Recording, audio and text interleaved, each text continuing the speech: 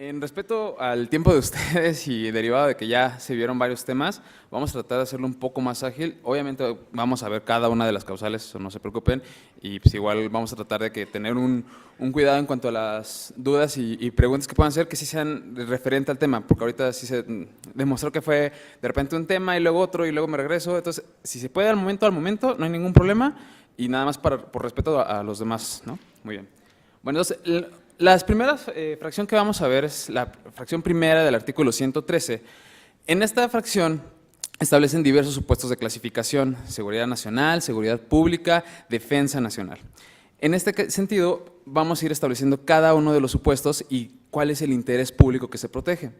Por ejemplo, respecto de la seguridad nacional, aquí debemos de entender primero qué se debe de entender por seguridad nacional. Al momento de hacer la ley, los mismos lineamientos de clasificación, hubo mucha comunicación con todas las instituciones relacionadas en la materia, porque evidentemente pues, tenemos una ley general de seguridad nacional, hay diversas disposiciones que refieren a la seguridad nacional y hay muchas instituciones que están de alguna manera entrometidas en estos temas. En este sentido, lo que se debe de entender como el interés público que se protege es todo lo que tenga que ver con acciones orientadas a los fines del Estado, es decir, ¿qué es lo que se va a proteger? La integridad y estabilidad, propiamente, y permanencia del Estado mexicano. La federación misma, la estabilidad de las instituciones públicas, su capacidad de reacción frente a la delincuencia organizada, gobernabilidad democrática, que yo pueda ser votado o votar, y todo lo que tenga que afectar o que pueda provocar algún daño en el desarrollo de este tipo de actividades, puede ser clasificado con fundamento en el artículo 113, fracción 1, por el supuesto de seguridad nacional. Otro supuesto dentro de la seguridad nacional es todo lo que tiene que ver con seguridad interior, es decir, todo lo que pueda afectar o inhabilitar cualquier infraestructura por parte del Estado en cuanto a la provisión de bienes y servicios, que era un poco lo que comentaba Rusia hace un momento, que es como el tercer supuesto en el que todavía puedes volver a ampliar la reserva de la información. Es debido a que precisamente puede llegar a generar un mayor daño, puede desestabilizar al Estado en sí, y por ese mismo motivo puede clasificarse la información. Obviamente también todo lo que tenga que ver con delitos en contra del Estado, ¿no? O sea, traición a la patria, sedición, etcétera, ¿no? O sea, son supuestos muy, muy precisos y que obviamente todos estos están desarrollados en los lineamientos, pero digamos, insisto, por el tiempo lo estoy haciendo de manera genérica. No obstante, son supuestos que sí pueden acreditar, y mucho ojo. Hace rato un par de dudas me llevaron a la siguiente precisión. No importa si ustedes generaron el documento, si ustedes lo recibieron, si por azares del destino están en sus archivos, ustedes tienen que atender las solicitudes de información y en dado caso analizar si la naturaleza de cada uno de los documentos, es decir, si es pública o es clasificada, de acuerdo a los supuestos en los que ustedes la tengan, ¿no? O sea, si por alguna extraña razón le llega a ustedes no sé, una constancia del Consejo de Seguridad Nacional, pues ustedes tendrán que analizar si efectivamente puede llegar a afectar ese tipo de interés público, sí.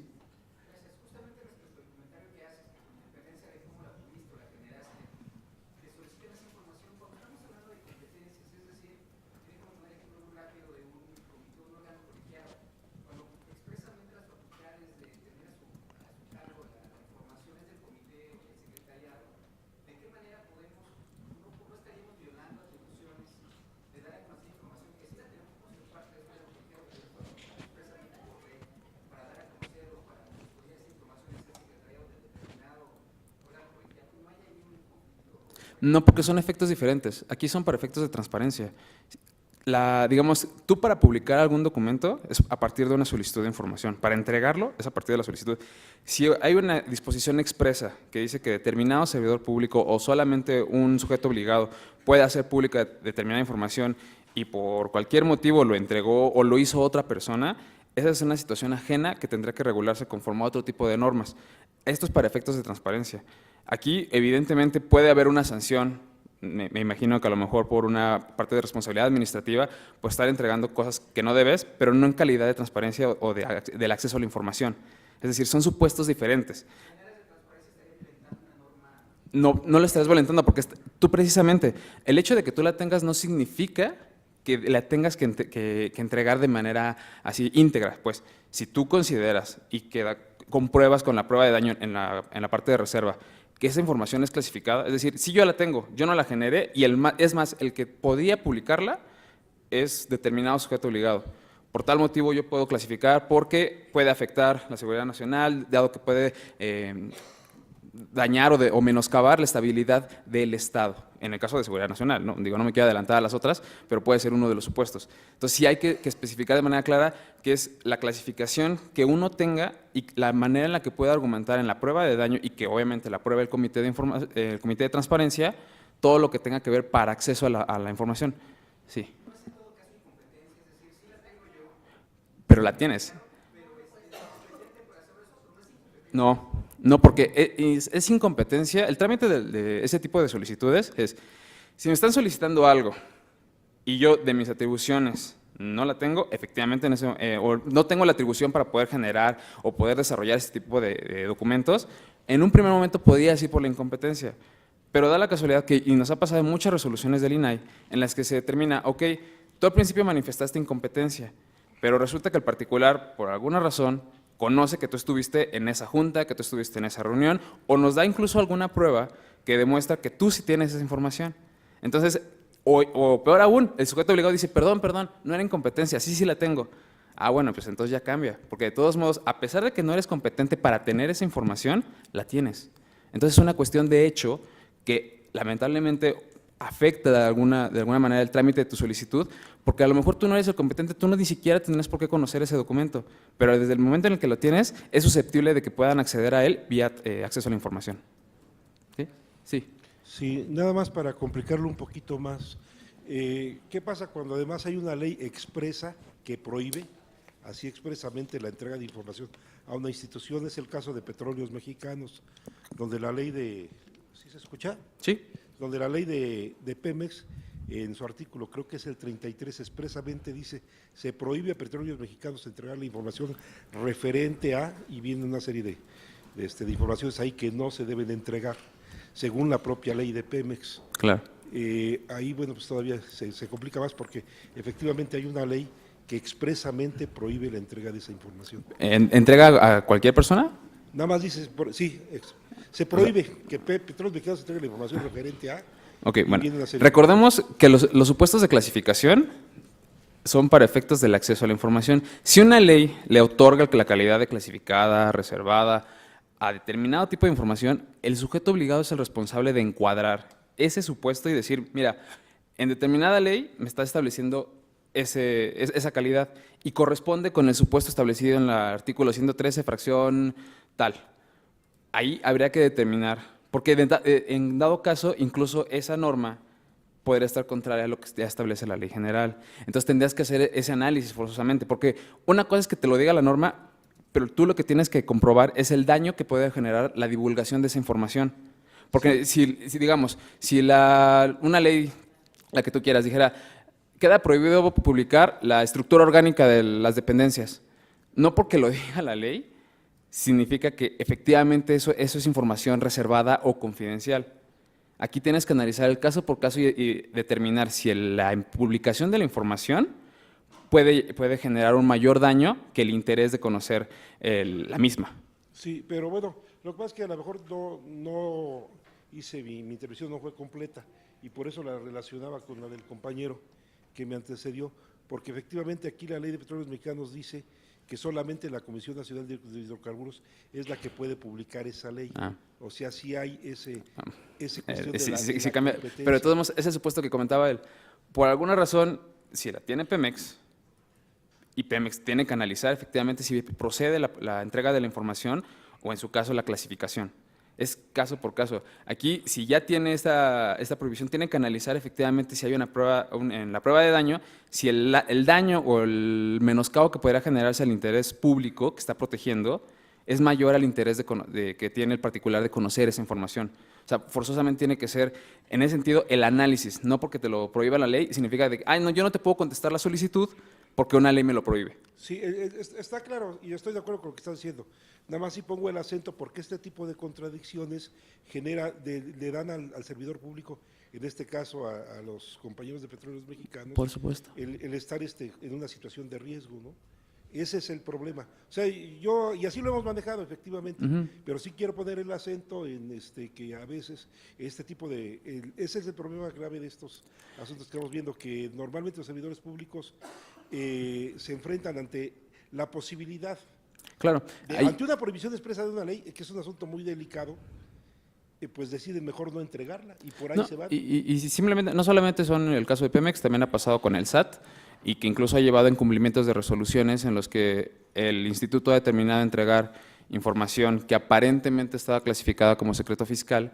En la resolución dice, no, esto no es secreto fiscal. El SAT se mantiene en su dicho y dice, no, es que sí es, y el servidor público se abstiene, precisamente como usted menciona, de entregar la información, pero es un incumplimiento de la resolución. Entonces, en ese sentido, sí habría que matizarlo. Lamentablemente son cuestiones técnicas que a lo mejor con la práctica se pueden ir dilucidando, pero si ya el organismo garante del acceso a la información determinó que esa información no puede generar algún daño al interés público que se estaba invocando, que estaba protegiendo, pues no habría alguna consecuencia. Ok, de acuerdo. Aquí lo que pensamos hacer, y de hecho lo voy a hacer el planteamiento del Comité de Información en la próxima sesión, es en términos de recomendar al área que clasifique la información y que siga el proceso, ¿no? Claro. Finalmente, pues ya el INAI decidirá lo que tenga que decidir. Exactamente. Ahí había otra.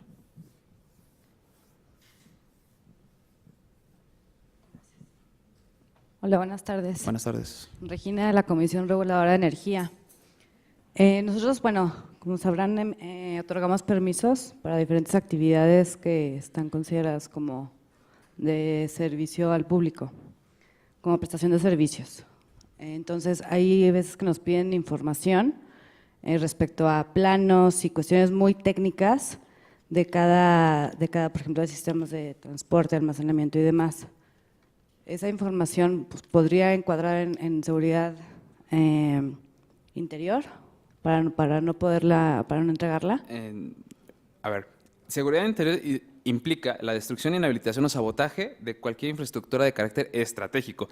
Si ustedes acreditan que ese servicio que ustedes están proporcionando encuadra por lo que hace al carácter estratégico, que sería aquí como la característica principal del bien o servicio que se esté proporcionando, ustedes pueden invocarlo y pueden encuadrarlo de acuerdo con la prueba de daño que pueden utilizar.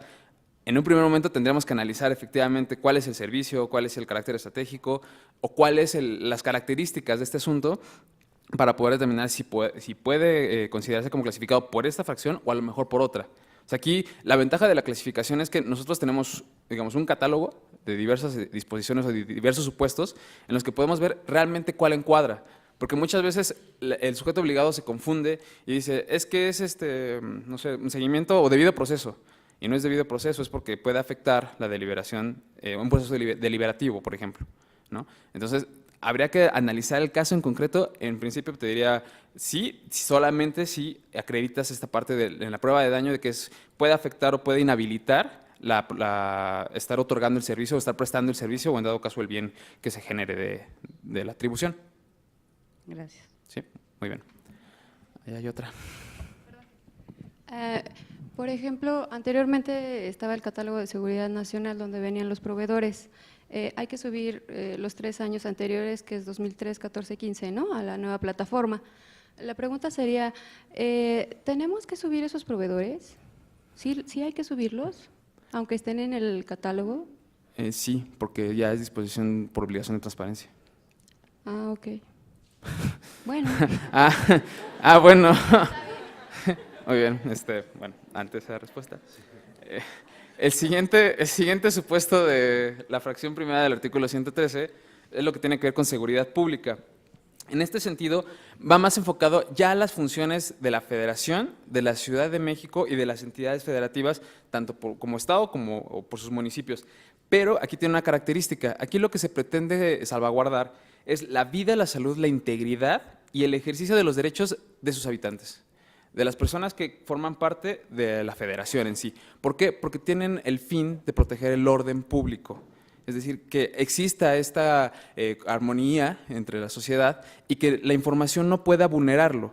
Si la información que me están solicitando considero que pudiera poner en peligro estas funciones y que a su vez puedan o que están encaminadas a preservar la vida o la salud de las personas, yo podría clasificarlo con fundamento en este supuesto. Por lo que hace a defensa nacional, igual dentro de la fracción primera del artículo 113, aquí el encuadre que se le pretende dar a este supuesto es la defensa del territorio nacional. ¿Por medio de quién? Por medio del Ejército, la Fuerza Aérea o la Armada de México. Toda la información que pueda generar algún riesgo o algún daño al peligro en las funciones que estén desarrollando estos sujetos obligados, o sea, bueno, al menos la ley general así lo establece, Ejército, Fuerza Aérea Mexicana y Armada de México, tendientes a proteger la soberanía y la defensa de la integridad y permanencia del territorio mexicano. Aquí lo que se protege es eso. Si la información que me están solicitando yo pudiera vulnerar alguna de este tipo de supuestos porque pueda poner en riesgo la soberanía o la integridad del Estado, puede clasificarse con fundamento en la defensa nacional. Por lo que hace a la fracción 2 del artículo 113, se refiere a todo lo que tenga que ver con información que pueda menoscabar la conducción de las negociaciones y relaciones internacionales. Aquí, ¿qué podemos acreditar o qué es lo que debemos de acreditar en la prueba de daño? Primero, la existencia de esta negociación internacional, ¿no? Es decir, primero, para poder clasificar algo, un ejemplo que usa mucho Rossi es, para poder yo tener un caldo de pollo, pues necesito el pollo, ¿no? Entonces, necesito yo utilizar las negociaciones internacionales o al menos clasificar la información que pueda afectarlas, acreditar en qué etapa está, primero la existencia de la negociación, en qué etapa está y cómo la publicación de la información puede llegar a generar un daño en esta negociación. Es decir, aquí puede haber algún tipo de coordinación entre el Estado mexicano y algún otro Estado o algún otro organismo internacional, y en esta negociación que va a generar obligaciones y derechos para las partes, precisamente puede verse afectado porque a lo mejor el Estado se adelantó y publicó algo, y a lo mejor eso en el organismo internacional con el que se está llevando a cabo la negociación puede dañar, puede afectar esta negociación y el resultado puede verse pues afectado, ¿no? La siguiente fracción tiene que ver con toda la información que haya sido entregada al Estado mexicano expresamente con ese carácter, ¿no? Es decir, con el carácter de reservado o de confidencial, ya sea por otro país o por otro organismo internacional. Aquí, ¿qué es lo que debemos de acreditar? Primero, que existan los datos correctos, que debe de haberse datos ciertos y verificables en cuanto a que ese tipo de información te la entregaron con esa característica. De manera así expresa, te dijeron que esa información es confidencial o es reservada, pero ya por lo menos tienes ese primer elemento, ¿no? Y después, que esa confidencialidad con la que te entregó corresponde o puede ser aplicable conforme al marco normativo del Estado, ¿no? Del Estado mexicano. Si a ti te entregan por lo menos, no sé, el nombre del presidente de cualquier país y te dicen que es información reservada, pues a lo mejor cuando tú la acredites aquí en el análisis que tú puedas llevar a cabo al momento de atender la solicitud de información, pues te vas a poder dar cuenta que pues, el nombre del presidente de algún otro país pues, es público, ¿no? En ambos casos, insisto, todo tiene que ver con marco normativo mexicano, ¿no? O sea, que la información con la que te la están entregando y al menos el riesgo con el que te están diciendo que esa información es confidencial, debe de encuadrar con el marco normativo que nosotros tenemos, es decir, Constitución, tratados internacionales en materia de derechos humanos, obviamente Ley General de Transparencia, Ley Federal y cualquier otra disposición que pueda relacionarse, porque como han visto, no solamente es con lo que me diga la Ley General, sino que yo puedo vincularlo junto con otra normativa aplicable para poder encuadrar en el supuesto de clasificación. Claro. En ese asunto, por ejemplo, cuando se entrega con carácter confidencial, aplica la misma de la información confidencial de particulares. No basta que me digan que me entregaron en sobre lacrado, archiconfidencial, lo he mantenido en un congelador, no. ¿Cuál es la razón que te asiste para tú entregarle con ese carácter? En el caso de un particular me tendría que fundamentar en una ley la titularidad de la información. Aquí un sujeto obligado igual. O sea, me tiene que decir cuál es la norma nacional o internacional que le da el derecho a entregar con ese carácter la información. Y la segunda, generalmente invocan la costumbre internacional.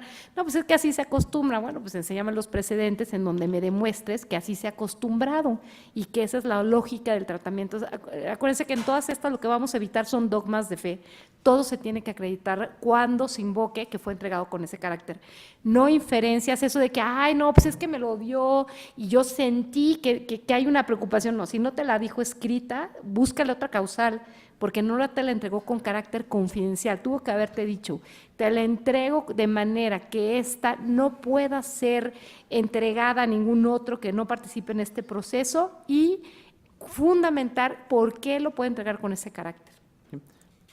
Bueno, por lo que es al supuesto que dice Rosy, eso va a ver un poquito más adelante lo que es información confidencial, cuando así te lo entrega el titular. Pero bueno, eso no me adelanto. La fracción cuarta del artículo 113 es este sistema bueno, este interés que ya había mencionado Rosy, en cuanto a que pueda afectar el sistema financiero, monetario o la economía nacional. Aquí cabe señalar que la Ley General establece el riesgo sistémico. Esta es una figura jurídica del derecho español y establece este efecto dominó, que si yo genero un primer paso y que puede generar una serie en cadena de cualquier tipo de daño a este tipo de sistemas, financiero, económico, cambiario, monetario, en automático puede poner en riesgo con este primer paso todo el sistema.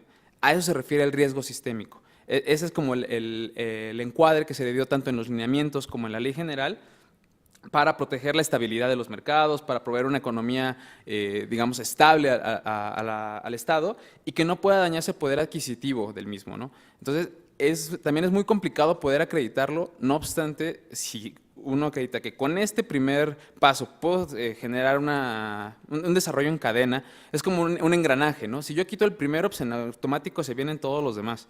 Bueno, pues perfectamente en ese caso tendríamos que acreditar que con esta publicación yo puedo desestabilizar el sistema financiero, económico o monetario. Por lo que hace a la fracción quinta, es este primer supuesto que también ya había mencionado Rosy, que todo lo que pueda poner en riesgo la vida, seguridad o salud de una persona física.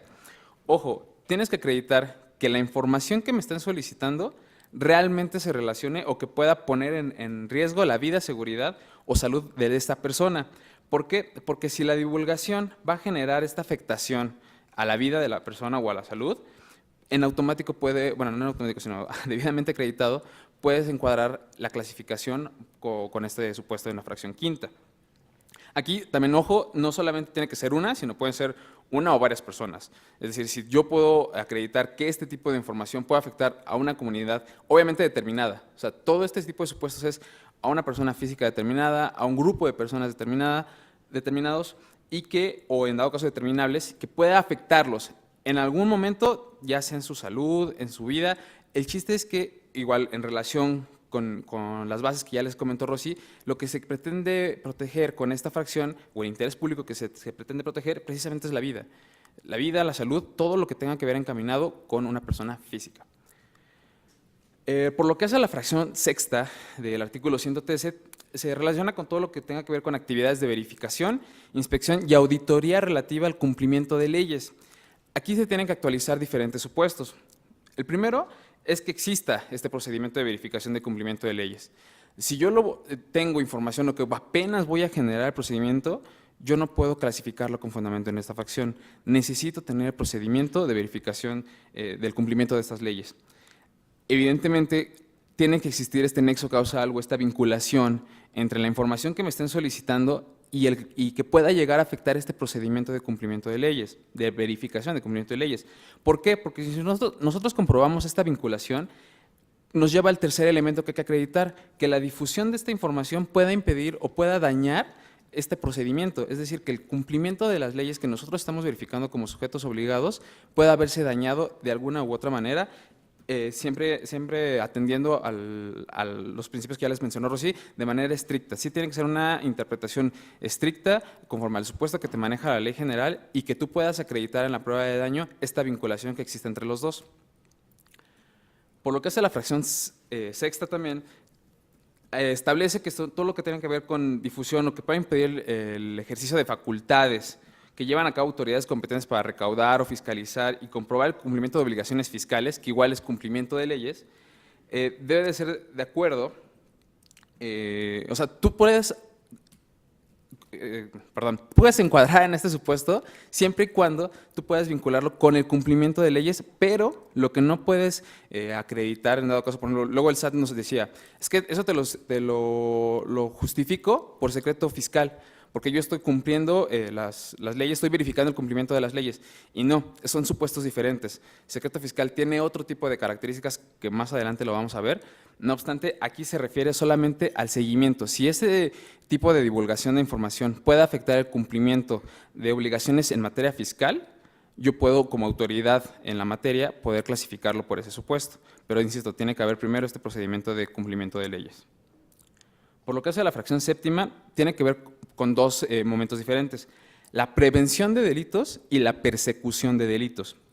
En un primer momento, si la información que me estén solicitando puede afectar o obstaculizar las acciones implementadas para evitar la comisión de esos delitos, es decir, de manera preventiva, yo puedo clasificar la información. Porque precisamente ahí todavía no se genera la conducta, todavía no existe un delito que perseguir, que es lo que sí se protege en el siguiente supuesto, que aquí ya es la persecución de un delito. Aquí son 3 elementos los que deben de acreditarse, y primero es la existencia de un proceso penal que esté en sustanciación o en una carpeta de investigación en trámite. ¿Por qué? Porque aquí precisamente ya no hay algo que prevenir, aquí ya se consumió el hecho. Entonces, primero tenemos que acreditar la existencia de este delito. Segundo, que el vínculo que pueda existir entre la información solicitada y la carpeta de investigación o el proceso penal que se esté llevando todavía a cabo. Obviamente aquí el proceso penal sigue vigente, no ha concluido, y como se está persiguiendo la comisión del delito, tiene que ver con las actividades del Ministerio Público. ¿Por qué? Porque si la difusión de la información puede obstruir las funciones de este servidor público, durante la etapa de la investigación, que es el momento en el que se está llevando a cabo la persecución del delito, o ante los tribunales judiciales con motivo del ejercicio de la acción penal, puede clasificarse. Es decir, si esta información puede dañar la investigación, puede perjudicar o incluso puede entorpecer este tratamiento, puede clasificarse o puede encuadrar en este supuesto de clasificación. Por lo que hace a la fracción octava del artículo 113, esto es… digamos, recordemos que ya muchos de los supuestos que venían encuadrados en la Ley Federal abrogada se retomaron en la Ley Federal y con algunos matices. En este caso se refiere al proceso deliberativo. ¿Qué es un proceso o qué es información que esté contenida en un proceso deliberativo? Todo lo que tenga opiniones, recomendaciones o puntos de vista que sean torales para poder determinar o poder resolver algún asunto en específico. Obviamente aquí puede ser tanto de servidores públicos o en su defecto ya por los nuevos sujetos obligados que tenemos, siempre atendiendo a que no se haya tomado ya la resolución definitiva. Si todo esto es una valoración que estamos haciendo en alguna reunión, en algún consejo, o que simplemente es un proceso deliberativo del servidor público que va a poder resolver alguna situación que le haya presentado algún particular, como un trámite, por ejemplo, y que se sigue determinando, se sigue deliberando si se va a hacer o si no se va a dar determinado derecho, determinado servicio, tiene que encuadrarse. Aquí son 4 elementos los que tenemos que identificar. Sí.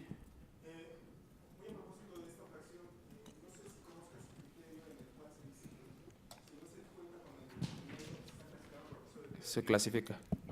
Se declara inexistencia. Ajá, pero que lo clasificaban. Entonces, y que lo decían. eso es una duda, es un comentario para ver cómo, no sé si ese criterio le van a hacer alguna modificación o queda firme o cómo lo van a manejar. En primer momento, tenemos trabajos de la Comisión de Criterios que se está deliberando precisamente cuáles son los criterios que pueden continuar en vigencia, porque fueron todos elaborados con resoluciones a partir de la Ley Federal abrogada, y que de todos modos tienen que implica un análisis de cada uno de las resoluciones y de cada uno de los criterios en atención a la nueva normativa.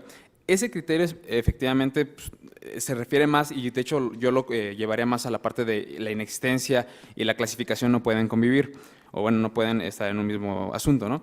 Ahí yo considero desde mi punto de vista que sí, efectivamente, si la deliberación, que es lo que me están solicitando, o ya el resultado final de este proceso deliberativo, yo lo clasifico, y cuando está en un proceso deliberativo, pues tú no lo puedes clasificar porque no existe. Lo que sí puedes clasificar es precisamente estas opiniones o estas recomendaciones que están contenidas en diversos documentos. ¿Por qué? Precisamente eso me lleva a lo que tienes que acreditar, que exista este proceso deliberativo, que se encuentre todavía en trámite, es decir, que no hayas emitido una resolución o que no una determinación final del procedimiento que estés llevando a cabo, y que la información que contenga tenga estas características, recomendaciones, opiniones y demás.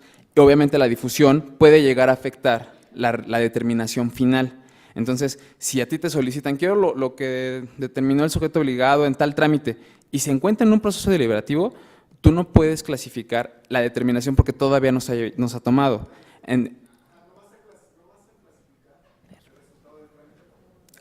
Exactamente. Exactamente. Ajá. Bueno, aquí Sí, sí. nada más rapidísimo, digamos, Sergio lo está explicando muy bien. Sí es importante decir respecto a la relación de criterios, en este tema hay una posición divergente entre los comisionados. O sea, por mayoría está saliendo el asunto como, por ejemplo, me piden la determinación final del tema A. Si esa determinación a lo mejor ya existe como proyecto, pero no se ha firmado y no está todavía, digamos, ya aprobada, la mayor parte de los comisionados ha votado como que es inexistente, porque no es lo que te pidió. Si el particular te está pidiendo el proyecto de tal, las opiniones de tal, sí lo clasifican como proceso deliberativo. Pero si me está pidiendo el documento que es resultado de ese proceso, y aunque ya tenga una versión muy final, que falten, digamos, algunas cosas, pero no se ha adoptado todavía formalmente, se ha clasificado, una comisionada sí considera, o sea, declarado en existencia, una comisionada sí considera que debe ser más bien clasificado por proceso deliberativo, aunque es solo en un caso, y si ubicas perfecto cómo está la votación, hay una votación mayoritaria en ese sentido, pero sí la idea es, aquí lo que me están clasificando son opiniones, recomendaciones y puntos de vista de servidores públicos. Aquí vamos a aplicar la de estricto derecho, o sea, tienen que ser interpretadas como tal. Puedo clasificar aquí opiniones de partidos políticos, de sindicatos, en un proceso deliberativo y aplicarles esta causal. No son servidores públicos. Esta no. Tienen ellos una en la ley electoral para partidos políticos. Si él no es partido político y yo se la aplico, estaría aplicando una causal por analogía o mayoría de razón. ¿Por qué? Porque yo podría decir, lo que se está tutelando es que no se dé una determinación hasta que no haya terminado su construcción, porque estaría desprotegiendo el propio proceso, contaminándolo con opiniones antes de que concluya esta decisión. 2, hay que diferenciar entre lo que es la opinión como tal, que es lo clasificable aquí, de lo que es un insumo. Un insumo es decir, pues estamos deliberando, pero necesitamos un estudio que nos hizo, ahorita estamos sacando muchísimos asuntos en donde se contrataron estudios a la UAP, la Benemérita Universidad de Puebla, pero tienen que ver con algunos temas de seguridad nacional y demás. O ha habido otras, como en la presa Las Cruces, en donde se contrató un estudio de una universidad, pero es que ese estudio es de tal importancia que no es del servidor público que está llevando a cabo la deliberación, pero no es un insumo cualquiera. De darlo a conocer puedo contaminar el proceso deliberativo. Hay ocasiones en donde se ha admitido que no solo se reserven las opiniones, si estoy de acuerdo o no estoy de acuerdo, voy, vengo, de los servidores públicos que van a tomar la determinación, y también el insumo, cuando el insumo está vinculado de tal manera que contaminaría el proceso. Pero hay otros casos en donde dice, oye, tienes información estadística que está pública, te estás acompañando en tu decisión de otros datos que no contaminan el proceso y que no son las opiniones como tal. En esos casos sí se ha revocado la clasificación respecto de esos contenidos de información. Y en el criterio, se sostiene el criterio que está publicado. Si no es la versión, una vez concluido el proceso, como dice Sergio, pues ya no hay proceso deliberativo en curso, o sea, no puedo invocarlo, tengo que entregar.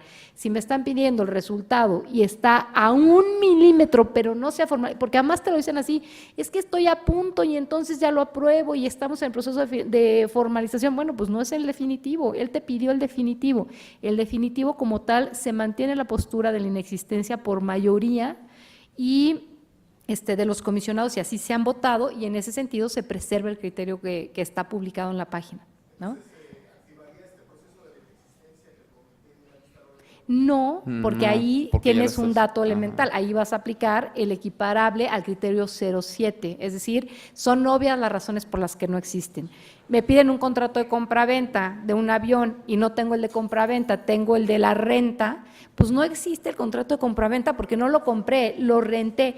Aquí te voy a decir por qué, porque hay razones obvias de la inexistencia. Es inexistente el documento porque deriva de que me están acreditando ya que hay un proceso deliberativo en curso en tal nivel que no existe el documento. Sí, no, ahí el tema que comentas es respecto de la vista al OIC que está reglamentada en la ley Sí, general. sí.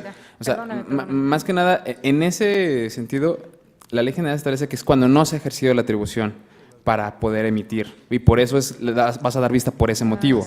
En este sentido, no. Aquí sí estás ejerciendo la atribución. Tan la estás ejerciendo que está en este proceso deliberativo. Pero ¿por qué no tienes el documento? No es porque no hayas ejercido, sino porque se encuentra en este proceso deliberativo. Tú, el resultado final, no sé, resolución, sentencia o cualquier otro tipo de acta que puedas generar definitiva o que termine ese proceso deliberativo, no existe, pero no existe porque no estás ejerciendo la atribución. Sí lo estás ejerciendo. Entonces no puedo encuadrar en esta parte de la vista al OIC o a la Contraloría en este caso, porque el documento, sí, al menos la atribución sí se está ejerciendo. El documento final no existe, entonces no en todas las inexistencias tienes que dar vista al OIC. ¿Se explicó? Muy bien. ¿Bien? Gracias. No, ¿de qué? Por lo que hace a la fracción novena del artículo 113, se refiere a todos los procedimientos, bueno, a la información que pueda obstruir los procedimientos para fincar responsabilidades a los servidores públicos, en tanto no se ha dictado una resolución administrativa. Aquí es un poco parecido a la parte del proceso deliberativo. ¿Por qué? Porque tienes que acreditar la existencia de este procedimiento de responsabilidad administrativa que se encuentre en trámite. Es decir, todavía no se ha resuelto, todavía no ha terminado este procedimiento, y si la información que me están solicitando refiere a actuaciones, diligencias propias del expediente, propias del procedimiento de responsabilidad, puede clasificarse con fundamento en este supuesto. Es decir, aquí, ojo, si el procedimiento ya terminó, ya es otro documento el que tú podrías entregar, o en dado caso, si forma parte del expediente, tiene otra característica, porque ya no la podrás clasificar con fundamento en esta fracción, porque el procedimiento ya terminó, ya concluyó, ¿no? Y ahí ya no puedes afectar al desarrollo propiamente del procedimiento sancionador en cuanto a la responsabilidad administrativa. Aquí nada más para sumar, se van a dar cuenta que a diferencia de la que sigue, que te habla de procedimientos seguidos en forma de juicio o procedimientos judiciales, hasta que no hayan causado estado. Aquí no habla de que haya causado estado, o que esté firme la resolución que concluya el procedimiento administrativo de responsabilidad. Si piden una información de nosotros y ya fuimos sancionados, aunque yo esté impugnando, por ejemplo, en el juicio de nulidad, esa información se va a dar a conocer. ¿Por qué? Pues porque ya la determinación inicial ya no cambiaría. Aquí a lo mejor la discusión es de qué quemón, o sea, ya dieron la información y resulta que usted disculpe después, pues ya no me sirve, ya dieron a conocer que yo fui sancionado por algo que a lo mejor pude haber revertido en el juicio de nulidad, pero además pues allí también la Secretaría de la Función Pública tiene el registro de servidores públicos sancionados donde aparece toda la información una vez que se tomó la determinación o la resolución en el procedimiento administrativo. Entonces eso se da a conocer y yo me puedo ir a juicio de nulidad y demás y revertirlo, pero aquí la propia causal estrictamente me dice una vez que se haya, hasta antes de que se haya tomado la determinación, pero no que haya causado estado. Entonces, en estos casos, una vez tomada la determinación, podrían entregarme quizás sí una versión pública de la resolución, porque eventualmente en el juicio de nulidad, pues habrán de abordarse algunas cuestiones y tú puedes afectar por una causal que se transforma o distinta las constancias en el juicio de nulidad y puede volverse una constancia del procedimiento judicial que se va a enfrentar con posterioridad, ¿no? Pues continuando con la fracción décima, es la que puede llegar a afectar el debido proceso al actualizarse diversos elementos. Primero, la existencia de un procedimiento judicial o administrativo o arbitral que se encuentre en trámite. En este sentido, si la información se relaciona y no con la divulgación de este procedimiento y la contraparte no lo conoce antes de la presentación de la misma dentro del juicio, podría afectar las garantías del debido proceso que pueda tener cada una de las partes en estos procedimientos. ¿Por qué? Porque el sujeto obligado aquí necesariamente tiene que ser parte del procedimiento. Es decir, no puedo clasificar yo algo que a lo mejor sé que está llevándose en otro asunto porque yo no le estoy vulnerando propiamente su debido proceso. Serían unas garantías del sujeto obligado en la que se estarían protegiendo. Son garantías mías que tengo como sujeto obligado parte en un juicio o parte en un procedimiento o en un arbitraje y que podría llegar a afectarme porque si de conocerlo por la contraparte o contra quien me estoy llevando la litis, puede llegar a afectarme la estrategia que yo pudiera tener o la garantía del debido proceso. En este sentido, la fracción 11 se refiere a la que vulnere la conducción de los expedientes judiciales o los procedimientos administrativos igual seguidos en forma de juicio, siempre y cuando se acrediten dos elementos: la existencia de este juicio, que esté propiamente en trámite, y que la información solicitada se refiera a actuaciones, diligencias o constancias propias de este procedimiento. Si son constancias ajenas que no se generaron dentro de este juicio, dentro de este procedimiento, no es posible que actualicen este tipo de supuestos, porque la naturaleza del documento es diversa. En ese sentido, ¿para qué vamos a entender por un procedimiento seguido en forma de juicio? Primero se tiene que entender que es un procedimiento en el que la autoridad va a dirimir esta controversia entre las partes. Aquí, a diferencia de la fracción pasada, la autoridad ya no es parte, ya es quien va a dirimir, ya es quien va a resolver ese tipo de procedimientos. Y la segunda es que se deben de cumplir las formalidades esenciales del procedimiento: llamarlos a juicio, darles la posibilidad de decir lo que a su derecho convenga, todas las diversas garantías que pueden llegar a tener este tipo de procedimientos. Claro.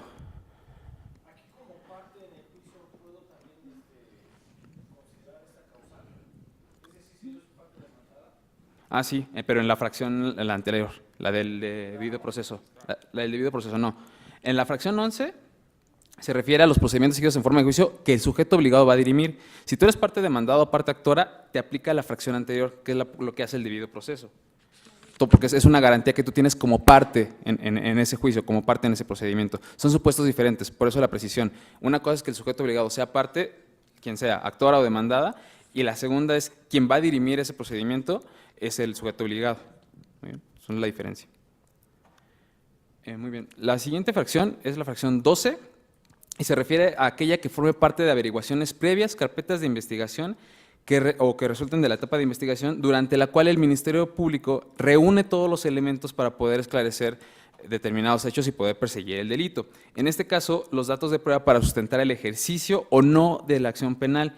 Si esta información pudiera llegar digamos, afectarse o que pueda formar parte de la averiguación previa, puede encuadrar en este supuesto. Si el documento se generó fuera de la averiguación previa y que el Ministerio Público la obtuvo, a lo mejor de esa manera, si bien forma parte de la averiguación previa, ya está en otro lugar, ya está en otra fuente, por ejemplo. Lo que decía Rosy hace un momento. Si yo localizo que ya es público en algún otro lado, yo no puedo clasificar esa información. ¿Por qué? Porque efectivamente forma parte del expediente de la averiguación previa, pero no resulta para recabar indicios para el esclarecimiento de la información. Son supuestos diferentes que a lo mejor pueden llegar a presentarse en diversos casos y que esta característica es que solamente afectaría al Ministerio Público en la persecución o esclarecimiento de los hechos. Por lo que hace a la fracción 13ª, se refiere a aquella que por disposición expresa en cualquier tratado internacional del cual el Estado mexicano sea parte, le otorgue ese carácter, pero ese carácter de manera expresa. Es decir, igual que en el supuesto de la fracción 2, tienes que acreditar que efectivamente esa naturaleza jurídica se la estableció el tratado internacional de manera estricta y de manera inequívoca. ¿Por qué? Porque aquí los sujetos obligados van a fundar y motivar la clasificación señalando este tratado internacional, es decir, por este tratado internacional esta información es reservada, es confidencial, y se tiene que analizar precisamente si ese tipo de norma, primero, se encuadra dentro del marco jurídico mexicano y si no está o que no está contraria a las disposiciones de cualquier otra norma como la ley general. Aquí son características que ya les había dicho Rosy respecto de las características de la reserva. ¿Por qué? Porque debe estar prevista en una ley de sentido formal y material, que sea emitido en este caso por el Congreso de la Unión, y que tenga el carácter general, impersonal y abstracto. Se debe de identificar de manera clara la disposición legislativa que prevé la reserva de la información. Artículo, párrafo, inciso, numeral, cualquier característica, pero de manera estricta y de manera precisa para poder clasificar, y bien, la prueba de daño se debe utilizar como fundamento. Asimismo, no es admisible una reserva fundada en un reglamento expedido. Igual, les digo, son cosas que ya les había comentado Rosy. La cláusula interpretativa, igual, aquí no se puede invocar el carácter de reservado en dos supuestos. Primero, si se trata de violaciones graves a derechos humanos o delitos de lesa humanidad. Y segundo, cuando se trate de información relacionada con actos de corrupción, pero de acuerdo con leyes aplicables. Ejemplos de esto sería el uso o aprovechamiento indebido y excesivo de las facultades, funciones y competencias por un servidor público o persona que reciba y ejerza recursos públicos o emita o ejerza actos de autoridad. ¿no? Entonces, aquí este tipo de supuestos es la excepción para poder clasificar por cualquiera de los supuestos de reserva. Aquí, si yo considero que esta información se relaciona con violaciones graves de derechos humanos, que podría ser una averiguación previa y que ya está público, por ejemplo, en el caso de Ayotzinapa, se hace este análisis, decir, bueno, como aquí se relaciona y que se trata de violaciones graves a derechos humanos, no puedo darle o no puedo otorgarle esa característica como reservado. Estos temas se ampliaron con la Ley General. Antes ya teníamos el tema de violaciones graves a derechos humanos y delitos de lesa humanidad. Estaban en el último párrafo del artículo 14, pero solo respecto de investigaciones. Actualmente en la Ley General es una posibilidad trascender cualquier reserva del tema que sea cuando están estos tres cuestiones de por medio: violaciones graves a derechos humanos, delitos de lesa humanidad y actos de corrupción. ¿Qué problema persiste? Delitos de lesa humanidad no tiene problema de alguna manera porque hay normas internacionales que califican que es un delito de lesa humanidad. Entonces el instituto no tendría que estar acudiendo a calificaciones cuestionables al decir estamos en este supuesto. Por ejemplo, ¿dónde están previstos los delitos de lesa humanidad?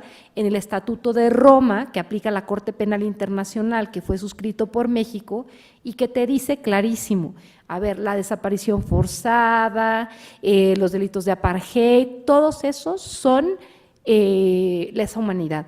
Con violaciones graves a derechos humanos tenemos un problema muy complicado. Como eso, el instituto es una autoridad administrativa competente para efectos del acceso a la información, tendría que hacer una primera calificación de que hay violaciones graves. Y el cuestionamiento que ha existido desde las fosas de San Fernando, lo recordarán muy bien, es el instituto puede calificar que encontrar cuerpos mutilados de migrantes en distintos fosas clandestinas es una violación grave o no a derechos humanos, o tiene que esperarse a que haya una determinación de autoridad competente para hacerlo. ¿Quién podría ser?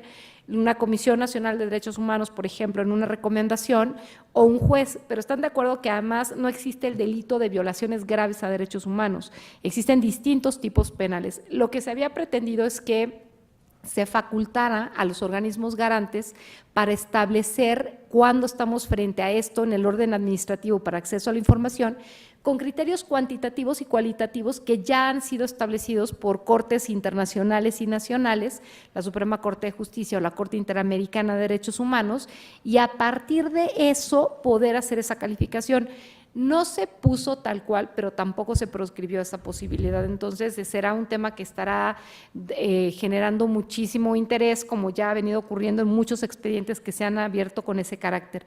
Ahora, el tema de corrupción sí es muy importante acotarlo. Tiene que ser… Imagínense, hay muchos actos de corrupción que pueden ser cometidos por servidores públicos. Hay también tratados internacionales como la Convención Americana contra la Corrupción, el Código Penal, las leyes de responsabilidades que tipifican claramente cuando estamos en presencia del uso abusivo o indebido de funciones. No solo va a ser por servidores públicos, porque ahora tenemos a sujetos obligados que pueden estar utilizando recursos públicos o ejerciendo actos de autoridad. Por ejemplo, ¿quién? Un concesionario o un permisionario, por ejemplo, realiza actos de autoridad por concesión o por permiso y pudo haber cometido un abuso en el ejercicio de estos actos y vienen conductas claramente descritas en disposiciones. Entonces, esos son los límites o las fronteras para poder acceder a información que eventualmente pudiera estar reservada.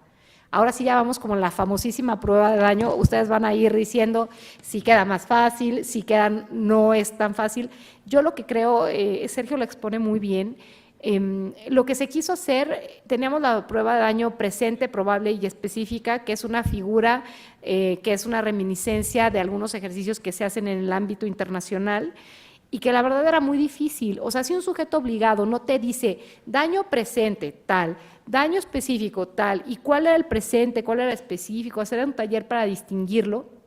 Ahora se cambiaron los términos y subsiste esa idea. Tenemos el daño real, que es el presente de alguna manera, que actualmente podría generarse el daño. Les ponía el penal de de la GN, ¿cómo se llamaba el anterior? De Lecumberri. Lecumberri. Pues Lecumberri, pues en su momento, pues sí tenía reos. Deja de tener reos y se hace el Archivo General de la Nación, pues sí son los mismos planos, pero no son los de Almoloya.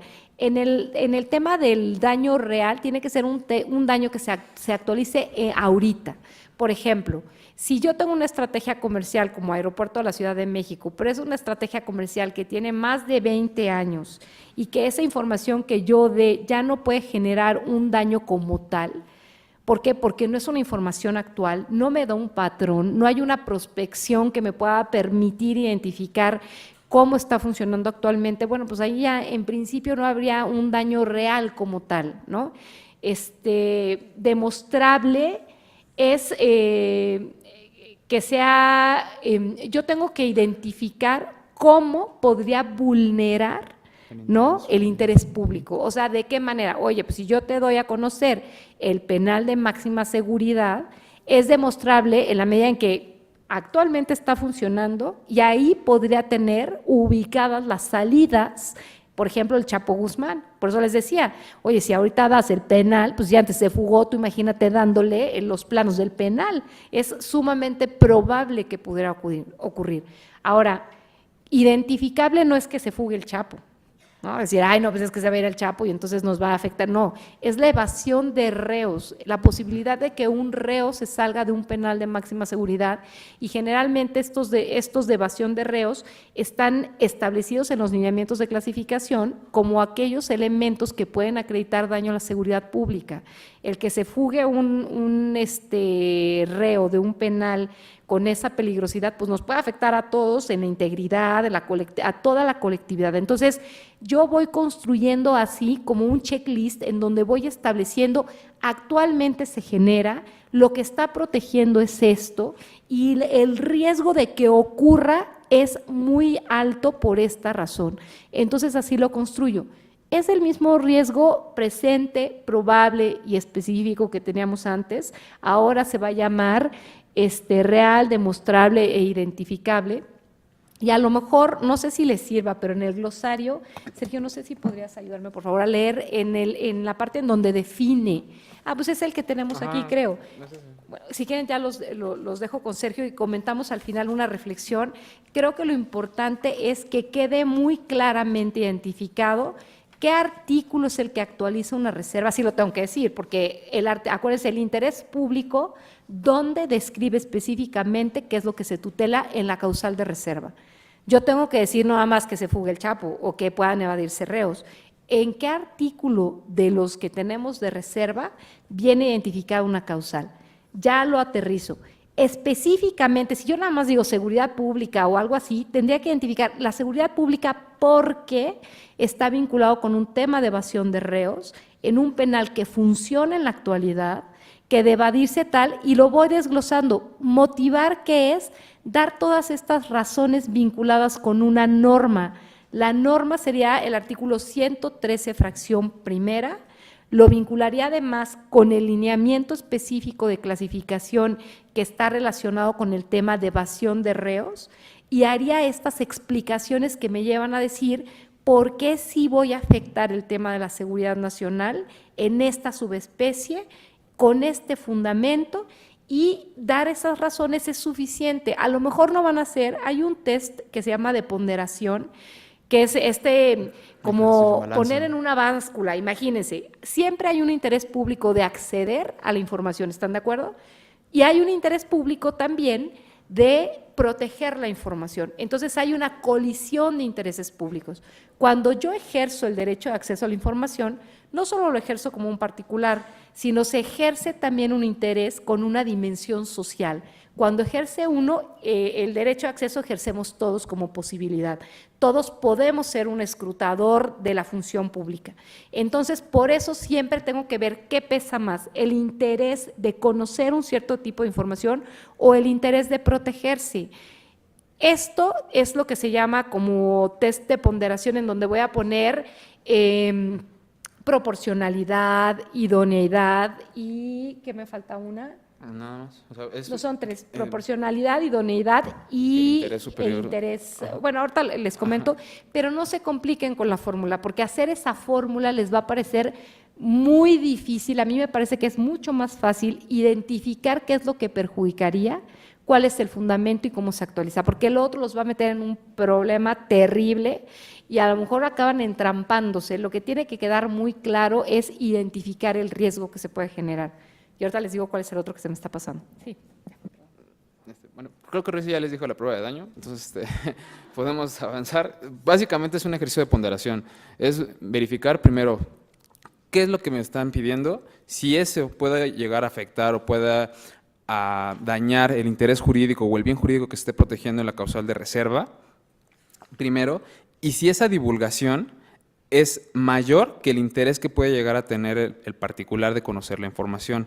Forzosamente es precisamente esta balanza, es este análisis que puede haber entre los dos de decir, ¿qué es mayor? ¿El daño que yo puedo generar al interés que estoy protegiendo o en dado caso el interés que existe por parte del particular de conocer la información? ¿Ibas a decir lo del otro? Ya no. La otra necesidad es necesidad, proporcionalidad e idoneidad, pero es un ejercicio mucho más complicado. O sea, si ese no resulta útil para hacer sopesar estos intereses, con que cumplan con el otro tema, ese método, con eso es suficiente, porque yo logro acreditar que sí estamos frente a un riesgo inminente para interés público protegido, que protege la reserva con tal fundamento y cómo la información específica, ¿se acuerdan que veíamos en el caso por caso? A lo mejor si yo hablo del representante legal, yo no puedo decir, porque es un representante legal, en este caso pesa más el interés de conocer la información que de reservarla. Sí, pero eso no es suficiente. Yo tengo que saber con qué calidad actúa ese representante legal, ir desmenuzando en qué documento aparece ese representante legal. Hace rato se acercó una compañera a preguntar sobre el tema de los recursos públicos, ¿no? Oye, yo no tengo recursos públicos, subsisto a partir de un financiamiento, yo doy créditos de los intereses, entonces se produce un capital con el que subsisto y en realidad no hay una administración de recursos públicos ordinariamente. Yo lo que diría, sin ser categórica, es sí, pero esa cantidad de dinero con la que tú prestas, en algún momento fue un recurso público asignado por, y ya me comentaba, la Secretaría de Hacienda y Crédito Público. Entonces, si bien el particular te paga un interés porque tú apoyes la actividad minera, por ejemplo, ese interés deriva de un recurso público. Entonces, ven cómo van calificando en cada ocasión hasta aterrizar. A lo mejor no es el caso de la paraestatal. O sea, en cada caso tengo que identificar muy bien por qué me aparto de una causal de reserva y a lo mejor sí estoy en un secreto o a lo mejor estoy en una causal distinta.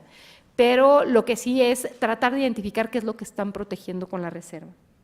Sí.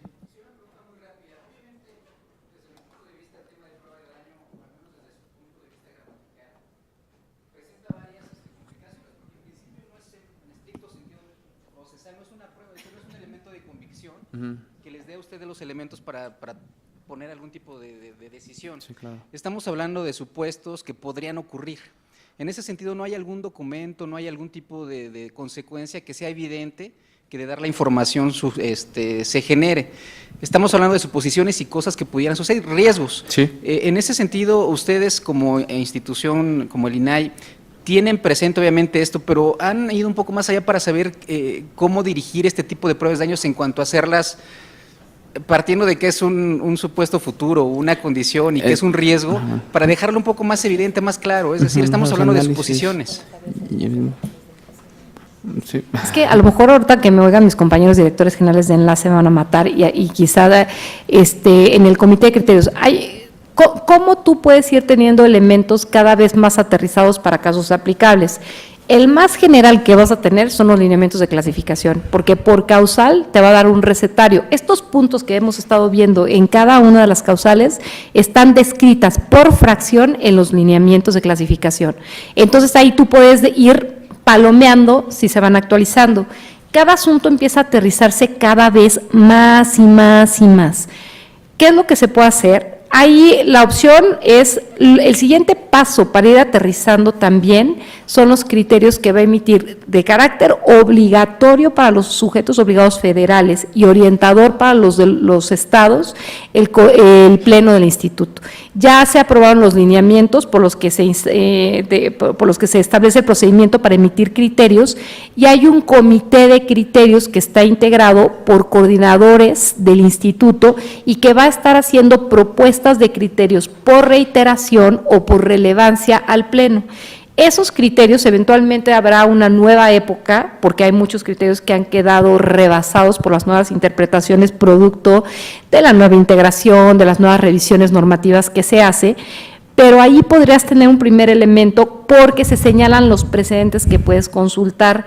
Otros son la búsqueda de asuntos de precedentes, pero entiendo que las direcciones de enlace, generales de enlace que se generaron, un poco van a ir acompañando a los sujetos obligados en el tema de consultas, en el tema de precedentes, o sea, pueden ser el vehículo que les diga, oye, en asuntos parecidos, como se hacía en algún momento en la Dirección General de Análisis Normativo y Evaluación de la Información, nosotros decíamos cuando nos presentaban una consulta, no puedo comprometer el criterio del Pleno, pero te puedo dar precedentes parecidos en donde se plantearon asuntos como los que me indicas y que te pueden dar de manera orientadora criterios en el tema, a reserva de lo que resuelva el Pleno. Traten de tener una comunicación muy estrecha con sus directores generales de enlace, porque ellos van a tener todo este conocimiento, digamos, acumulado de alguna manera de cómo se están resolviendo casos de sus sujetos obligados. Ustedes me pueden decir, oye, pero el tema de clasificación no se divide por sujeto obligado. No se divide, pero sí puede darse una especialización por el tipo de temas que tienen concentrados, es decir, hay algunos que tienen organismos electorales, otros organismos autónomos, compartirán algunos criterios que van a ser importantes, pero más allá siempre vamos a estar construyendo sobre la probabilidad, bueno, lo que decía, se generó el daño y se te evadió el reo, pues así puede ser, mira, tan es así que en casos similares se ha entregado un plano y ya no está el reo, o en casos parecidos, los fideicomisos van a compartir muchísimos criterios, por ejemplo, hay cuestiones, ya pasamos todas las clasificaciones, verificación de cumplimiento de leyes. Oye, no te puedo dar un reglamento, que este reglamento dice, no para una verificación en concreto, sino para una verificación en general, ¿cómo puedo llevar a cabo mi verificación? Y entonces, si yo lo doy a conocer, pues el verificado se va a poder evadir. Nos ha pasado, tú puedes decir, oye, pues es evidente, ahí actualiza clarísimamente la causal de verificación de cumplimiento de leyes en todo tipo de procedimientos, inspección, verificación, sí, pero incluso en materia fiscal. O sea, oye, si yo te digo, o para fideicomisos o algunos que manejan como créditos y demás, si yo digo cómo audito o qué medidas verifico para efecto de determinar si doy un crédito o si hago cobrable un crédito y me voy en contra del que no me ha pagado el crédito y en qué condiciones, voy a poner en riesgo. Versión pública es lo que generalmente se ha entregado porque no es posible que se cierre todo y hay algunos aspectos que se pudieran cerrar, pero cuando empiezas a revisar por contenidos, la mayor parte de todos estos lineamientos y reglamentos han sido entregados porque no necesariamente te ubican, por ejemplo, los que sí serían pues una cosa suicida es dar aquellos casos en donde dices, bajo estos supuestos o parámetros de insolvencia, ya no se considera cobrable o rescatable un crédito, pues ese no lo vas a dar, ¿no? Porque evidentemente pues el verificado o el acreditado bajo ciertos supuestos puede buscar ubicarse. Hay muchos parámetros que te pueden servir o que pueden ser útiles, pero es muy importante decir que por eso esta metodología que estamos platicando hoy, ustedes la tienen que hacer como liga para todos lados, porque tendrán que ver cuál es la causal que más se ajuste. O sea, a veces te están haciendo valer, oye, no, la relación internacional se va a caer, oye, lo que tú traes es un simple proceso deliberativo, o sea, deja tú la negociación internacional porque no se logra acreditar, a lo mejor lo que tú traes es un procedimiento arbitral en materia comercial abierto y lo que te preocupa es dar información que pueda afectar ese proceso o algún otro, o no, es la regla comercial que te obliga a la confidencialidad, pero la confidencialidad de las actuaciones en ese proceso y no fuera. Es decir, van a irse dando cuenta cómo conforme las van aplicando, se van especializando y van utilizando la causal que necesitan, se va a ir aterrizando, pero en todo ustedes son la primer trinchera de construcción de todo esto, y a partir de todos los ejercicios que hagan ustedes se van a poder replicar, perfeccionar, en algunos casos corregir criterios, pero ustedes son los primeros operadores que van a hacer de la aplicación de la ley con todas sus causales, y se irá construyendo a partir de los ejercicios que ustedes hagan, porque ustedes pueden convencer al Pleno en revisión de que esa es la lógica que más se adecua a una causal de revisión. Por eso yo les diría, a veces ha habido capacitaciones en donde se genera un desencanto porque traen un asunto de tal nivel de especificidad. El Pleno no puede ser todólogo en todas las materias a nivel nacional. Tienen métodos de interpretación que son los que pueden compartirse, precedentes concretos en donde se ha resuelto, pero los especializados en los temas que manejan son ustedes, y los que pueden construir las mejores reglas de clasificación o los mejores criterios para acreditar una clasificación son ustedes. Eso no me cabe la menor duda. También vienen las peores cuando no se hacen propias estas herramientas y ejercicios para hacerlo, ¿no? De hecho, precisamente para complementar lo que dice Rosy, si bien están establecidos de manera como supuestos o así como preventivos, si fueran en sentido contrario, si estuvieran establecidos únicamente algunos supuestos o algunos casos en los que se podrían clasificar, pasaría todo lo contrario. Porque en dado caso, si tú clasificas, solamente puedes clasificar conforme a lo que te dice la ley en esos supuestos establecidos, y ya no podrías prever algunos futuros o algunos no previstos. Entonces, yo creo que, como dice Rosy, el conocimiento de los archivos que tú tienes o de todos los documentos y el riesgo que podría llegar a generar cualquiera de los bienes jurídicos establecidos en las fracciones de reserva, creo que solamente los sujetos obligados pueden tener ese conocimiento, por ejemplo, en el caso que decían de Pemex, en el caso del SAT o en el caso de los laboratorios, son supuestos que cada uno puede manifestar porque ya es la práctica que pueda llegar a tener el propio sujeto obligado. Muy bien, bueno, estas son características de la prueba de daño. Se tiene que citar, como ya les había comentado, de manera estricta todos los artículos que puedan fundamentar o fundar su clasificación, ley general, ley federal, lineamiento de clasificación principalmente, y cualquier otro que les abone para efectos de la prueba de daño.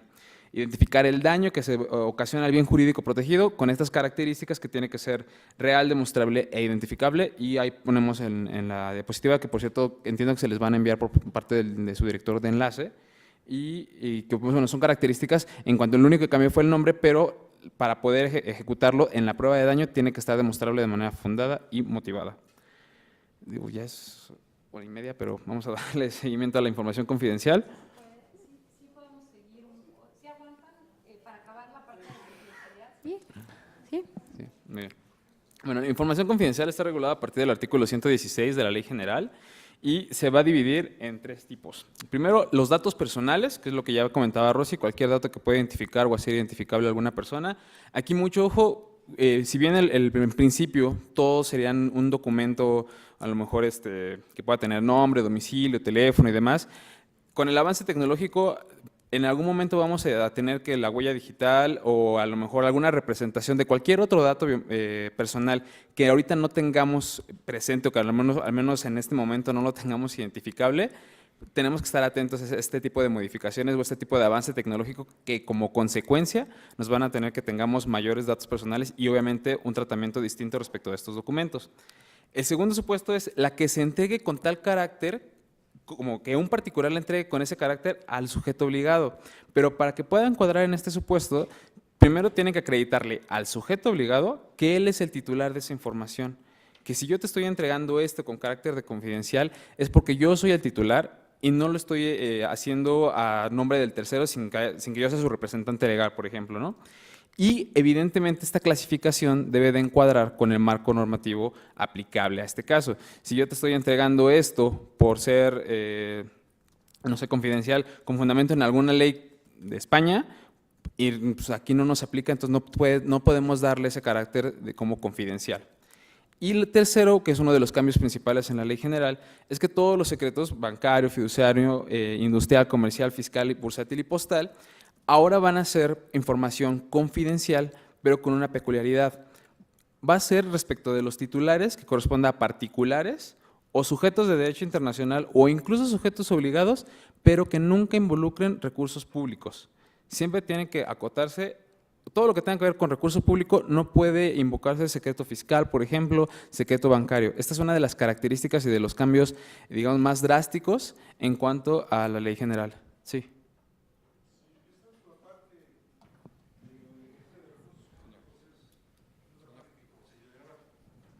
hace un momento hace complejo esta parte de clasificación. En el caso de Pemex, que ya ahora ya es una empresa productiva, tenemos mucha información que es confidencial, Claro. porque bueno, ya es parte de nuestro, de lo que sería nuestro patrimonio, ¿no? Como empresa, y que darla a conocer nos hace débil ante la competencia, sobre todo lo que tiene que ver con la información técnica de exploración y de explotación. Y obviamente, pues en al recabar esta información se aplicaron recursos públicos, Claro. evidentemente.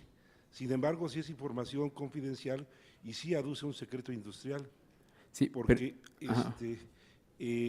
esta parte, como señalaba, y incluso se señaló hace un rato, genera una gran complicación, ¿no? Claro, pero al momento de que involucra recursos públicos es transparentar la gestión del servidor público. Aquí, si bien ustedes cambió la naturaleza jurídica de Pemex y ustedes son particulares, se tiene que acreditar, primero que esa información no involucra recursos públicos. Si involucra, no puede ser clasificado como fundamento en este supuesto. No, sí se ha clasificado, inclusive normalmente el Pleno nos Sí, lo… por eso, pero es porque se ha clasificado con la ley anterior. No, pero no creo que ese sea el problema, pues. Ah, O sea, bueno, yo sí creo que hay habría un que problema ver. con la ley. Sí hay un problema con la ley, Ok. porque efectivamente somos una empresa productiva y tenemos información, y la información que tenemos es parte de pues nuestra riqueza intelectual, pues, si no la podemos compartir. Es más, pídesela a cualquier otro competidor de Pemex, a Halliburton, a quien quieras, y no te la dan, no la publican. Claro, porque son características distintas del No, detentor. es que estamos en un mercado de competencia. Sí, Y esa información es nuestra riqueza, es lo que nos permite competir. por eso, pero esto es para Es efectos un de asunto transparencia. que, digo, yo lo planteo, no porque lo vayamos a resolver aquí, no, digo, normalmente esas las hemos ganado. Lo planteo porque sí creo que hay un problema aquí con la ley. Ok. Ese es el planteamiento. Sí, pero por ejemplo, en ese caso es sí reconocer que hay sujetos obligados que enfrentan competencia, que fue parte, digamos, de la reforma que hubo en el sentido energético, pero además se acuerda de la ronda 0 y la ronda 1 y todo eso, con todas estas empresas que participaron, pues bueno, sí se les reconoció una ventaja, pero después se tuvo que abrir a todos los competidores la información, porque también es conforme ya se fueron avanzando en el proceso, sí se guardó la información en cierto momento. Ah, claro, Bueno, a esos pero me están refería, a los que relacionados. estaban. Ajá. Exactamente, pero se fue abriendo a los competidores y la verdad es que la desventaja competitiva es frente a ellos, porque ellos eran los que podían obtener o no la información. Ajá. Sí, no, a los que A los estaban. que están relacionados en el proceso. Exactamente, Claro. exactamente. Sí, no es para gratuito, que- sí, me ajá, queda claro. pero ya los que podían beneficiarse de esa información en la desventaja competitiva que se podía ocasionar, Ya la pues ya conocían. la conocían, ya estaban en igualdad de condiciones para competir, que eso es lo que se quería dar, una primera oportunidad de arranque, digamos, al Estado y después ya empatarse todos los demás.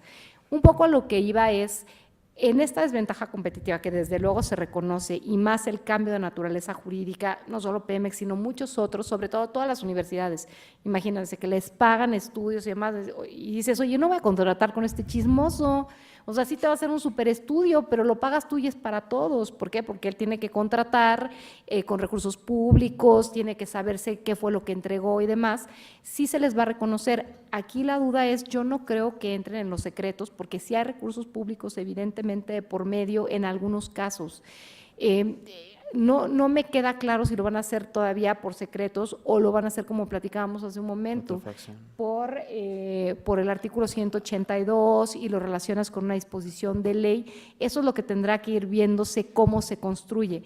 ¿Por qué lo digo? Porque eventualmente la otra característica es permanente y también aceptar que permanentemente sujetos obligados que son autoridades no van a transparentar información, pues es muy complicado, pero sí se les va a proteger y se les ha venido protegiendo siempre, ¿no?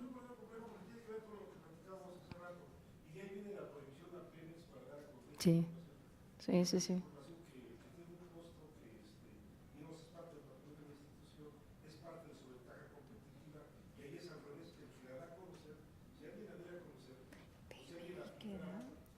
Era una filial PMI era filial. ¿Se transformó en qué? En la empresa de... Es que es particular completamente. Ajá.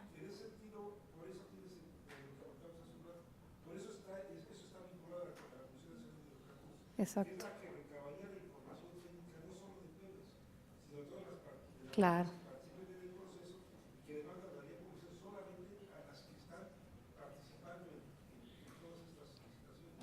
Claro. Sí. Claro. Ahí había otra.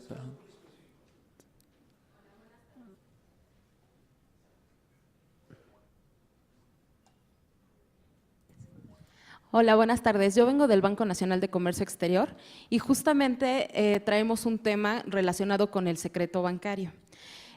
Nuestra duda es si, pues digo, finalmente toda la Banca Nacional de Desarrollo está en el supuesto de si todo lo que ya no se va a poder invocar esta fracción para poder para acreditar el secreto bancario. Nosotros ahorita justo estamos en un asunto en el que el Pleno pues ya nos aperturó un asunto en el que era una empresa privada y que finalmente por el destino que le van a dar a esos recursos públicos les aperturó la información, ¿no?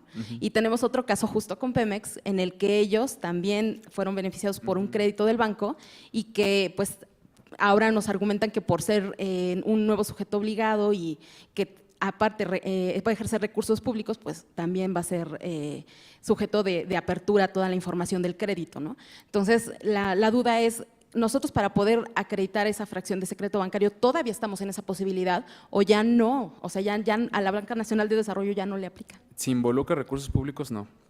Toda O la sea, Banca Nacional de Desarrollo prácticamente. Exactamente, o sea, precisamente son uno de los cambios que se generaron a partir de la Ley General y no solamente fue como por gusto, por gracia de los legisladores, sino porque efectivamente era como para dar cuenta de qué fue lo que sucedió con esos recursos públicos. Si la banca de desarrollo se encarga de generar algún bien o servicio que pueda ser en beneficio de la sociedad, de un sector en específico, pues tienes que dar cuenta de eso. O sea, precisamente la transparencia para eso funciona, para dar cuenta y gestionar, rendir cuentas de todo lo que has hecho con recursos públicos que te otorgó el Estado, porque al final de cuentas, si se perdió, si en algún momento se ejerció un determinado monto para llevar a cabo algo, tienes que determinar y publicar para qué se hizo y con qué fines. Entienda las características del banco que pues, sí ya venían trayendo con la ley federal anterior y que sí les habíamos, habíamos como institución, habíamos confirmado la clasificación en algunos casos, pero en estos dos que tú mencionas, sí efectivamente se hizo este análisis y en la resolución se determinó que, a ver, existe un interés superior de conocer la información a pesar de que se resolvió con la ley federal abrogada y que además involucra recursos públicos. Y en este ejercicio de recursos públicos, de manera forzosa, tiene que transparentarse qué fue lo que pasó con los mismos.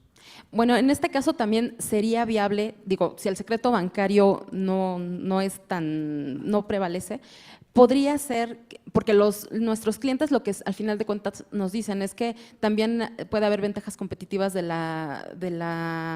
revelar estos datos, ¿no? Entonces, ¿podría de alguna manera entrar en algún otro supuesto de clasificación? Claro, o sea, aquí la ventaja es que tú no puedes determinar que, porque ya no encuadra en secreto bancario, ya no puedo utilizar algún otro supuesto, ¿no? Al contrario, pues ahí es la creatividad, perdón, a lo mejor la palabra no es lo correcto, pero o sea, ustedes tienen que determinar cuál es el daño que se podría generar con la publicación de esa información. A lo mejor no puedo encuadrarla como confidencial por estas características que ya recabó, ¿no? Ya no tiene una temporalidad a diferencia de la reservada. En este caso, pues, por ejemplo, no vas a terminar cerrando la información durante 12 años, a lo mejor de una negociación que ya terminó, que ya hasta se concluyó, ¿no? O sea, son situaciones diferentes que a lo mejor sí te podrían ubicar en algún otro supuesto de reserva que tú podrías utilizar y que con la prueba de daño podrías acreditar todos estos elementos que tú mencionas. Oye, pues fíjate que yo puedo, no sé, eliminar determinado tipo bueno, al contrario, puedo tener menos clientes, puedo tener diferentes tipos de daños en mi patrimonio, pero ahí, insisto, ustedes como especialistas y como los que están realmente con el conocimiento del supuesto que mencionas, ustedes tienen la posibilidad de ver pues, cuál encuadra. Y al menos por ahí, por la parte de recursos públicos, no pueden utilizar eso. Y eso además quedó así en la ley. Si tú revisas el Sí. artículo 117, 118, 119, te dice que son públicos sin perjuicio de que puedas hacer valer otra causal de clasificación, y lo mismo los lineamientos de clasificación, porque a lo mejor no actualiza ese, actualiza otro, pero ya no podrías argumentar si hay recursos públicos que pues estás Secreto frente a un bancario. ya. secreto. Ok, ¿no? bueno, gracias. No, ¿de qué? No hay otra duda. Bueno, entonces, sí. Nada más rapidísimo. Si ya se clasificó información por secreto industrial con la ley anterior y exactamente la misma información ahora me la piden, la tengo que reclasificar, ¿verdad? Si encuadran el Con supuesto, sí. ya porque esa parte- aunque ya estuvo clasificada como confidencial. Sí, porque es para el 10 tratamiento años, de una solicitud con ahora hay que fundamento. reclasificarla. Más que nada analizar primero la procedencia, si es público porque no hay que reclasificar. Una reclasificación implica de no era por esta fracción, era por esta otra. En Es que en sigue ese siendo sentido, clasificada porque es secreto industrial de por un eso, particular. pero sí se tiene que clasificar en dado caso entonces con fundamento en esta nueva norma. Por eso. A eso me refiero. Sí. Ok. Sí, muy bien. ¿Alguna otra duda? Bueno, entonces ya de manera igual más rápida, son características de todos los secretos, entonces que no involucren recursos públicos. Para poderse clasificar como secreto fiduciario o bancario, bueno, en este caso primero es todo lo que tenga que ver con actividades que estén reguladas o referidas en la Ley de Instituciones de Crédito, que se refiera a datos o información que se obtenga con motivo de estas operaciones y que sea requerida por una persona distinta a cualquiera de las partes que puedan formar parte de este tipo de operaciones. Es decir, si es distinta al depositante, al deudor, al titular, cualquier persona que sí tenga un interés netamente jurídico de conocer la información que le estén clasificando, a ellos sí se les puede clasificar. Es decir, todos sean diferentes de estas personas. Y obviamente tiene que referir a información relativa a personas físicas o morales que no involucren recursos públicos. Esto es muy repetitiva la presentación en este sentido, pero sí es un cambio de paradigma en cuanto al tratamiento que tenían en la Ley Federal abrogada con estos nuevos supuestos. En este caso ya es la parte de secreto fiduciario, y es los mismos supuestos, solamente que los sujetos obligados, a pesar de que se constituyan como fideicomitentes, fideicomisarios, fiduciarios, en fideicomisos que involucren recursos públicos, no pueden clasificarlo por esta fracción. En este sentido, si un sujeto obligado concurre tanto con el carácter de institución bancaria o fiduciaria, y en operaciones que involucren recursos públicos, no pueden involucrarlo. Hay ocasiones en las que tanto eres fideicomitente como eres el banco, en este caso, por ejemplo, no puedes utilizar el secreto fiduciario o bancario para poder clasificarlo por la simple característica de que utilizas recursos públicos en esas operaciones.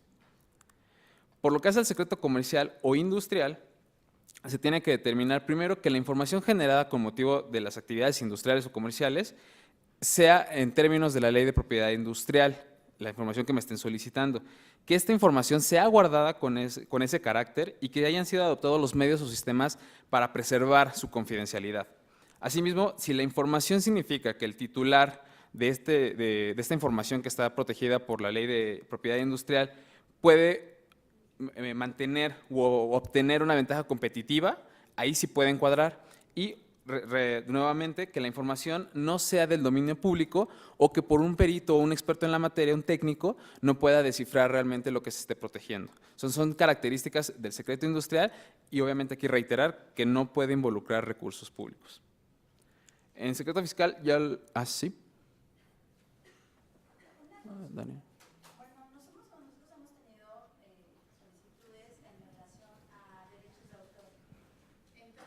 Esta parte, honestamente, no ha quedado como muy clara porque tiene sus asegúnes, ¿no?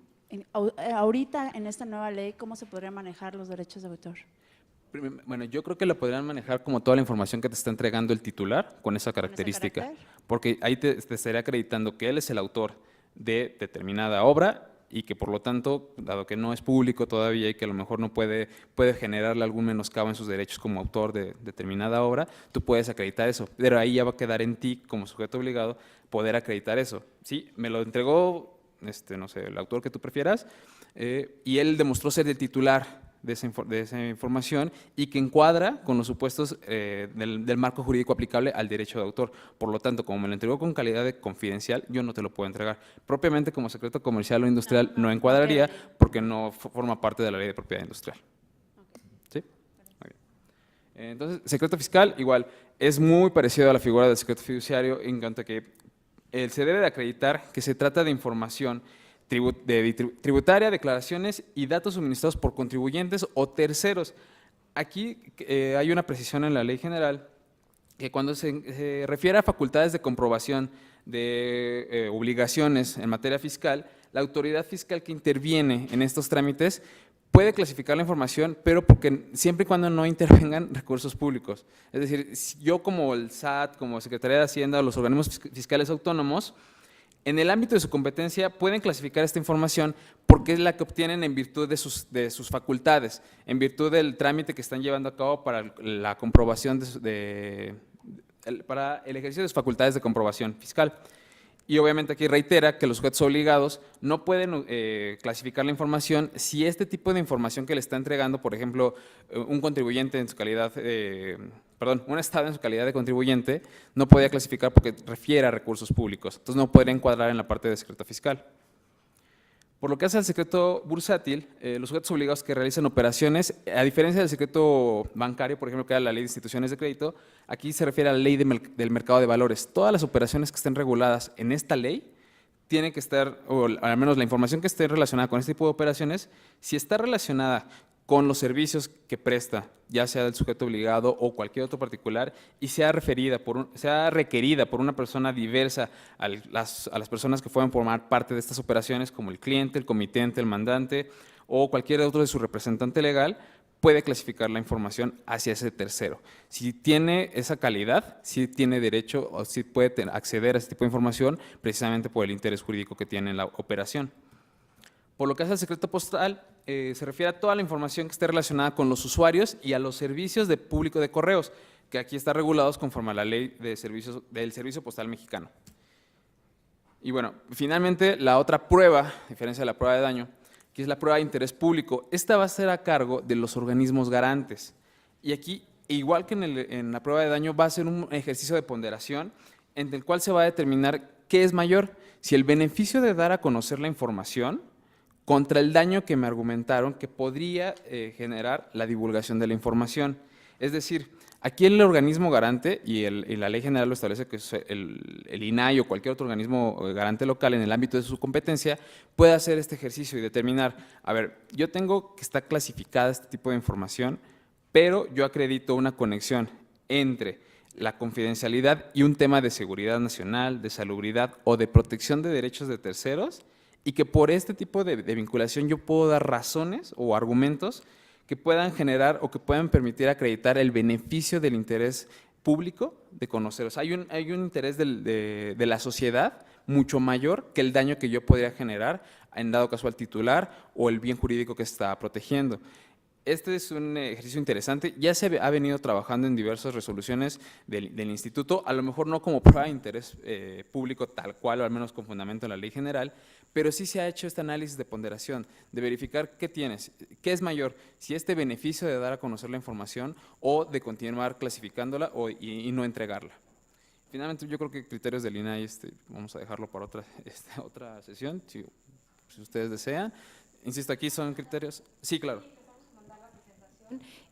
Consulta directa también viene en los lineamientos, o sea, hay esa posibilidad ya de consultar información clasificada si lo permite el documento, y hay un procedimiento para hacerse cuando es viable. Entonces sí, chéquenlo por favor, porque sí les puede decir un particular, oye, el sistema estableció que tú me debías ofrecer todas estas condiciones de consulta. Muchísimas gracias de verdad por su atención. Bueno, ya por lo menos obviamos el periodo de preguntas y respuestas. Gracias. Muy bien, muchas gracias Rose y Sergio, además de excelentes expositores, yo creo que me los explotaron al máximo y eso está muy bien, ¿no? Justificadísimo que hayan hecho este curso y finalmente que les sirva a ustedes muchísimo y que en sus áreas lo puedan replicar, como bien decía Rose, Sergio, que lo hagan al interior de sus organizaciones como se debe, ¿no? Entonces, bueno, antes de que termine, realmente también nosotros necesitamos evidencias documentales, ya les había comentado Oli al principio, en la mañana. Entonces vamos a entregarles a ustedes un examen, una evaluación de enseñanza-aprendizaje y una evaluación de calidad para hacer la retroalimentación de reacción. ¿Qué quiere decir? Lo vamos a hacer ahorita por cuestiones también de tiempo y considerando que ya nos pasamos un poquito y que lo hicimos un poquito más extenso para que se vayan con toda esa información. Gracias. ¿Sale?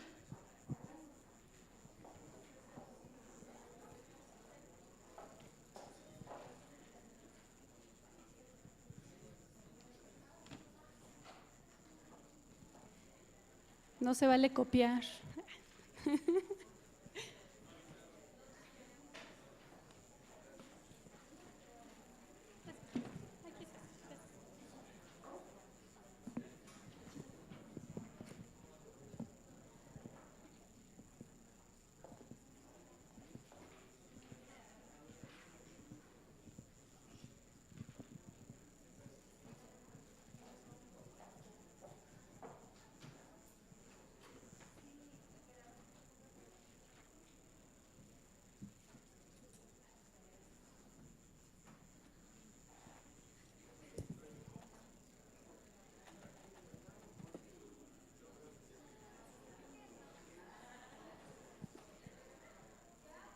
¿Podrían levantar la mano quienes faltan todavía de que les hagan llegar su evaluación?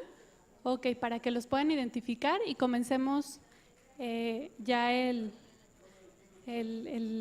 examen. Claro que sí, les vamos a dar el nombre nuevamente de los dos instructores del día de hoy. El nombre es Rosa María Bárcena Canúas y Sergio Hernández.